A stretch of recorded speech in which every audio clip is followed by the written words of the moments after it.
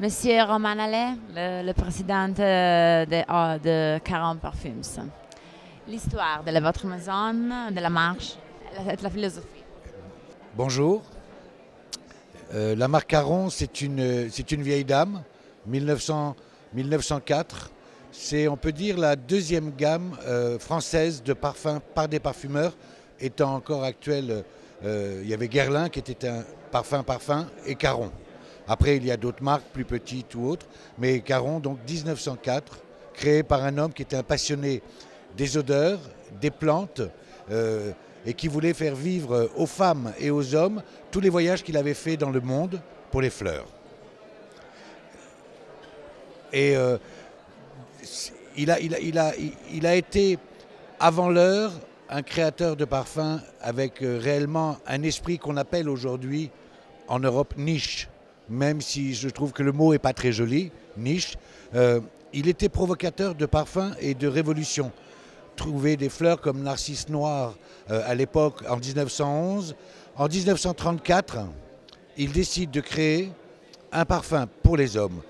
Avant, il y avait des eaux de Cologne, il y avait des eaux de toilette. Les hommes ne portaient pas de parfum avec de grandes concentrations. Lui a voulu faire ça, pour déclarer une histoire d'amour à une femme. Il a mélangé de la lavande et de la vanille qui était utilisée en cuisine pour en faire un parfum d'homme avec un concentré qui était à plus de 8% à l'époque en parfum. Il n'y avait jamais eu ça auparavant. Donc on peut presque dire qu'en 1934, il y a 80 ans, Ernest Daltroff a créé chez Caron le premier parfum pour homme. Pour un homme de Caron que vous avez là et qui continue à être un des leaders de la marque. Donc il n'a pas changé. La bouteille est la même, l'odeur est la même. Monsieur porte depuis des années pour un homme de Caron. Voilà. La philosophie de la marque. Oh, la philosophie, c'est d'être...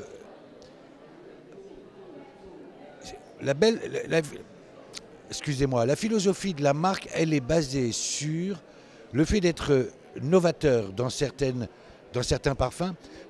Novateur, pas par obligation dans le côté je vais aller dans un peu comme font tout le monde. Il y a même une provocation.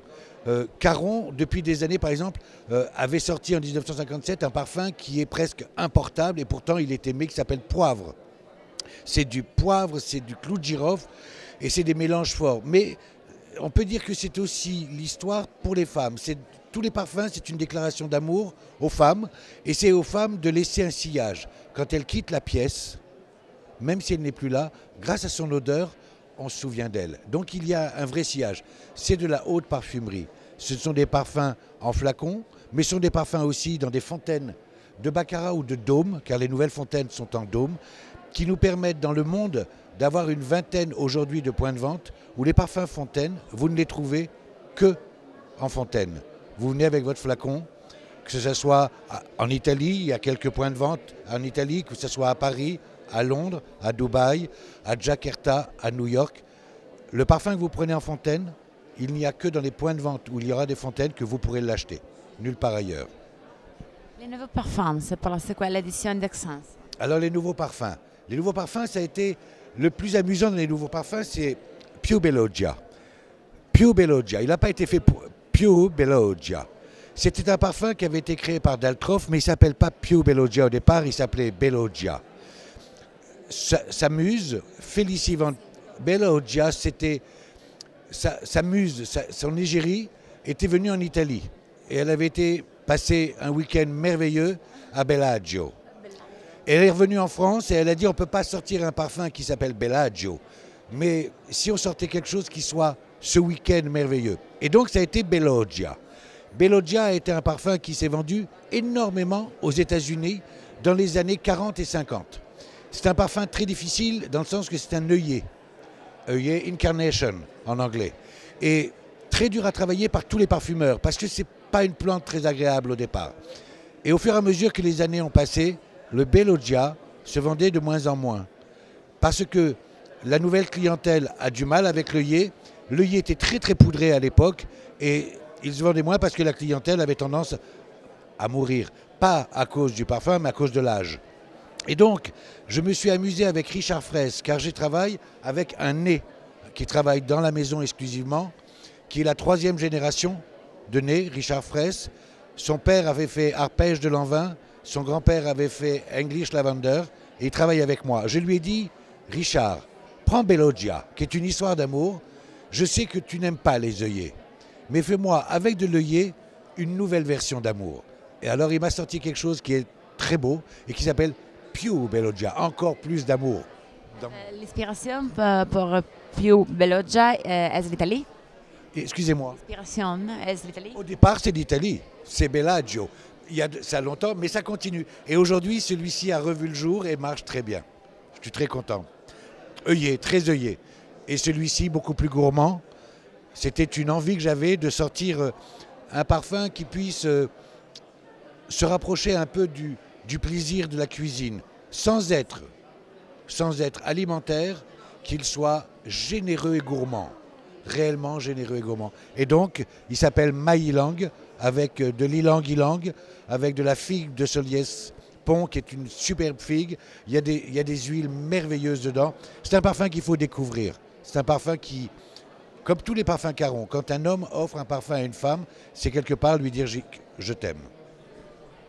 Qu'est-ce que c'est le plan pour l'avenir en vue de l'émergence de nouveaux marchés? L'avenir pour moi continue à être le pour un homme, le fleur de rocaille, le nocturne, le parfum sacré sont des parfums qui se vendent presque partout. On le trouve en France, chez Marionneau, chez Sephora. Ce sont des parfums de longue date, c'est une grande maison de longue date. Tous les nouveaux parfums et tous les parfums plus anciens qui ont eu des histoires d'amour. Narcisse Noir, on parlait tout à l'heure 1911, je le vends encore dans ma boutique, dans le flacon d'origine. Il y avait Gloria Swanson qui le portait en tant qu'actrice à Hollywood et qui ne voulait pas sortir du studio si le studio ne sentait pas Narcisse Noir. Ceux-là, ce sont des parfums rares, ce sont des parfums d'élite. Et dans ce cas-là, ces parfums-là, je ne les réserve pas au grand marché, je les réserve aux points de vente qui ont envie de raconter une histoire. Que ce soit une parfumerie ou que ce soit mes points de vente. Nous allons attaquer un nouveau marché qui est énorme, qui est l'Indonésie, avec un point de vente, un seul, à Jakarta. Ça va être que du Caron, à Jakarta, que Caron. Et un seul pour un pays de 127 millions. Mais en même temps, c'est ça le fait d'être... C'est ça la déclaration d'amour, c'est d'être unique. Donc, je vais lentement dans le monde, mais j'essaie d'y aller dans le plus beaux endroits. Je cherche l'endroit où les femmes, vous, madame, quand vous viendrez chez nous, dans un point de vente qui vend Caron, ben vous partez avec quelque chose en vous disant « c'est presque à moi ». Le principe, c'est ça. Que ce soit les accessoires, les flacons et les parfums, c'est d'essayer de vous les donner en disant que tout le monde ne l'aura pas. Le design de flacons. Oh, le design, là, c'est la ligne plus moderne. Pour que ça rentre un peu plus dans les codes du monde moderne. Maintenant, de vous à moi, quand vous avez envie de vous faire plaisir, venez plutôt chercher des flacons qui sont... vous avez des petits flacons. Alexandra, donnez-moi un petit... un ou deux comme ça, oui.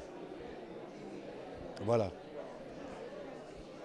Venez plutôt faire remplir ces flacons-là, qui sont des flacons exclusifs, que vous remplissez aux fontaines et vous partez avec dans votre sac. Et là, vous avez des flacons qui sont plus marqués, privés. C'est plus, une fois de plus, de la personnalisation. On a toutes les couleurs, on en a qui sont en strass, on en a qui sont en écaille. Je trouve qu'un parfum peut être comme ça quand c'est traditionnel, mais peut être aussi après plus personnalisé. Et pour terminer, si on devait parler d'autre chose chez Caron, Caron a aussi une chose qui pour vous, mesdames, et beaucoup moins pour nous, messieurs, ce sont les poudres. Nous avons les poudres libres, la poudre libre, la plus fine du monde, et ça depuis 1911. Il n'y a pas de conservateur, il n'y a pas de colorant. Le pot, quand vous l'utilisez, si jamais vous l'oubliez dans un placard, vous le retrouvez 20 ans après, ça n'a pas bougé. Quand vous le faites sur une moitié de visage, la partie où vous avez mis que la poudre, vous êtes moins fatigué le soir. Ce sont que des poudres naturelles, on a 12 teintes exceptionnelles que vous pouvez appliquer ou au pinceau ou avec les houppettes qui sont en duvet de cygne. Le cygne. Vous voyez? L'oiseau. Merci beaucoup, Présidente. Merci, c'était superbe. Je suis très content d'être... Merci.